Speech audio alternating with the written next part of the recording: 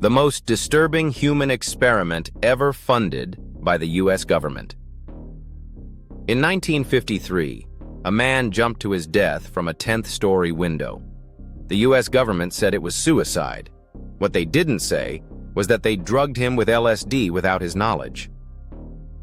This is the true story of MK-Ultra, the CIA's secret mind control experiment, a government-funded project that used drugs, torture, and psychological abuse, all in the name of national security. MK-Ultra began in the 1950s as a top-secret program to explore how to control the human mind.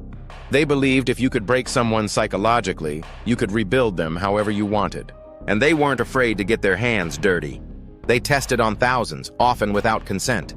Subjects were given massive doses of LSD, locked in isolation, deprived of sleep, and subjected to electroshock therapy. Some were left broken for life. Some never made it out. And most had no idea they were part of an experiment at all. Frank Olson was one of them, a U.S. Army biochemist. He was unknowingly dosed with LSD by his own colleagues. 9 days later, he fell from a window in New York City. The CIA called it suicide. His family calls it murder. Decades later, his body was exhumed and showed signs of blunt force trauma before the fall. For years, MK-Ultra was hidden behind layers of bureaucracy and destroyed files. Even the U.S. president didn't know everything.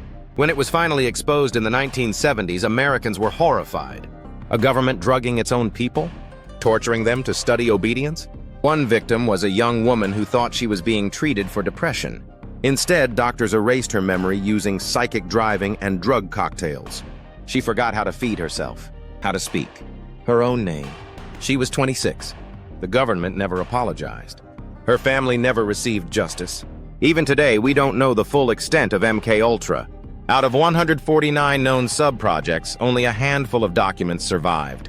Most were deliberately destroyed. But some believe the program never really ended. It just changed names. MK-Ultra showed us just how far a government is willing to go when no one's watching. How easily the line between science and torture can disappear behind closed doors. And how, under the banner of security, some of the darkest acts in history can be justified.